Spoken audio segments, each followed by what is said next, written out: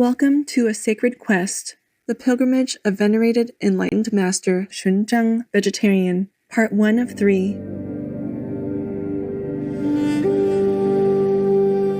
但这次前往并不是为了供养，而是因为我悲伤于本国的法义尚未完善，经教有些缺失，心中充满疑惑，无法找到解答，因此我决心前往西方，请教未曾听闻的道理，希望能让这甘露不仅洒在迦毗罗卫城，释迦牟尼佛的故乡，也能让东国的人都能沾染到。节录自大慈恩寺三藏法师传。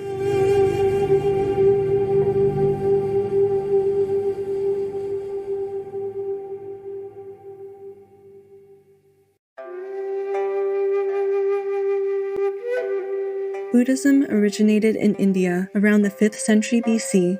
Its philosophy was developed from the teachings of the worshipped Shakyamuni Gautama Buddha, vegan, the awakened one. The venerated Buddhist master Xuanzang, vegetarian, was a legendary Chinese Buddhist monk, scholar, and traveler, best known for his epic pilgrimage to India in search of authentic Buddhist scriptures. Undertaking a perilous 17-year journey across Central Asia, the Silk Road, and the Indian subcontinent, Xuanzang visited sacred Buddhist sites, studied under eminent Indian masters, and collected invaluable texts. Upon his return to China, he translated many of these texts into Chinese, significantly shaping Buddhist philosophy and practice in East Asia. His travelogue, Great Tang Records of the Western Regions, would become an important source of scholarship regarding 7th century Central Asia and India. Master Xuanzang, originally named Chen Hui, was born in 602 AD, Sui Dynasty, near the beginning of the Tang Dynasty, in present-day Yanshi, Henan Province, China. He came from a long line of scholars. His great-grandfather was a prefect, and his grandfather worked in the capital as a professor at the Imperial College. His father, Chen Hui, was a conservative Confucianist who served as Jiangling County's magistrate during the Sui Dynasty. The youngest of 4 children, Xuanzang studied classical Confucianism with his father and was noted for his brilliant mind and filial piety. When Xuanzang's father passed away in 611, he became interested in Buddhism, influenced by his older brother, Chen Su, who later became a Buddhist monk and was given the Dharma name Changjie, vegetarian. Xuanzang lived with his brother for 5 years at the Jingtu Monastery, where he studied Theravada and Mahayana Buddhism. Theravada Buddhism emphasizes personal enlightenment and liberation from the cycle of samsara, or death and rebirth, while Mahayana Buddhism, which Master Xuanzang preferred, focuses strongly on compassion. Mahayana Buddhists may choose to stay in the cycle of samsara to help others attain liberation and enlightenment. When Xuanzang was 13, he was ordained as a samanera, or novice monk.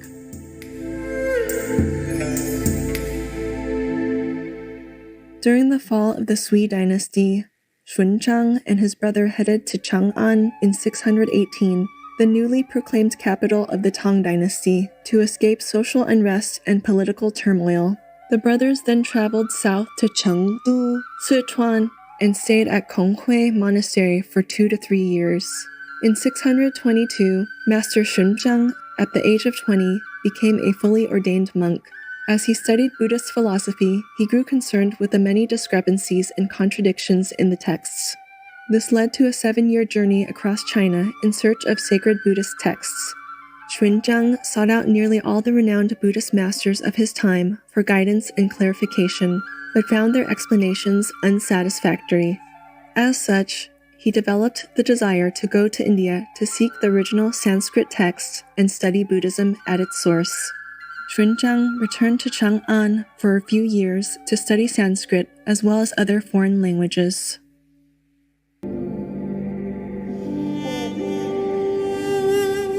Master Xuanzang's arduous pilgrimage to India began in 629, following the route that would later be known as the Silk Road. At this time, His Imperial Majesty, Emperor Taizong, had issued an imperial decree prohibiting foreign travel for national security purposes due to ongoing regional conflicts. Master Xuanzang's resolve to go to the land of the Buddha was strengthened by an inner vision in which he ascended Mount Sumeru, the sacred home of the gods. In the autumn of 627, a poor harvest led authorities to permit Chang'an's citizens to leave the city to escape famine. Xuanzang seized this opportunity to embark on his journey westward. However, since he departed without the emperor's permission, he was considered a fugitive. Xuanzang traveled by night and hid during the day. He reached Liangzhou, or modern-day Wuwei City, Gansu Province, a major commercial and cultural center with a strong Buddhist presence. Here, Xuanzang taught Buddhism while waiting for a chance to leave. After about a month, local authorities ordered him to return to Chang'an. He convinced Buddhist guards who were stationed at the gates of Yumen to assist him in escaping the city. The youthful monk next went to Guazhou, the final military outpost on the western border of the Tang Empire. Master Xuanzang waited discreetly at an inn until, fortunately, the local official who had received a warrant for Xuanzang's arrest, being a devout Buddhist, allowed him to leave. En route, Xuanzang prayed for guidance at the Ta'ar temple near the city, where he met a merchant whom he later ordained as a Buddhist and his first disciple. Xuanzang found himself without a guide. He continued to pray to the worshipped Maitreya Buddha, vegan. The next day, the merchant returned with an elderly man who offered him a thin, old red horse person. The elderly man assured Xuanzang that the old horse individual was wise and strong. The elderly man warned him about the treacherous terrain ahead, but Xuanzang remained undeterred. Xuanzang traveled about 40 kilometers into the Mohe Yanqi Gobi Desert and reached a beacon tower operated by Chinese soldiers. With water being scarce, Xuanzang waited until nightfall to attempt collecting water from the tower's sole source. He was, however, caught by the guards. Moved by Xuanzang's mission and determination, the commander treated him with respect and kindness, providing food, water, and valuable advice.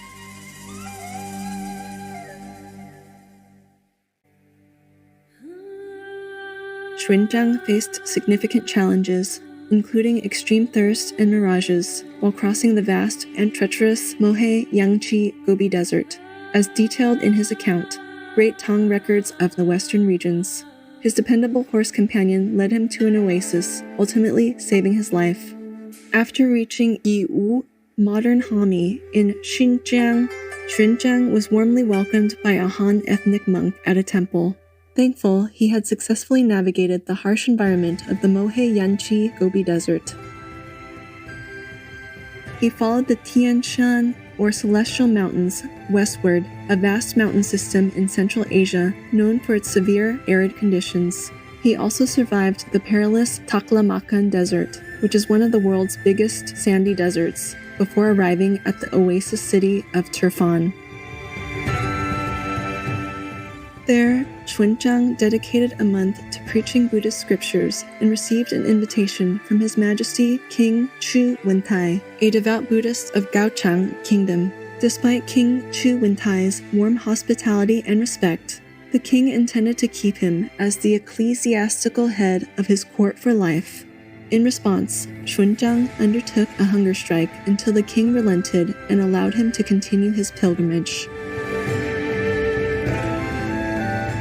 It was 630 AD, and Xuanzang stayed in Turfan for another month for the sake of the Dharma. The king of Gaochang provided Xuanzang with indispensable letters of introductions to all the rulers on his itinerary, including the Turkic Khanate, which occupied the region up to India. The king also gave 25 attendants and 30 horse people to accompany him during his travels. The venerated Enlightened Master, Xuanzang, had finally obtained official standing as a pilgrim and was no longer a fugitive.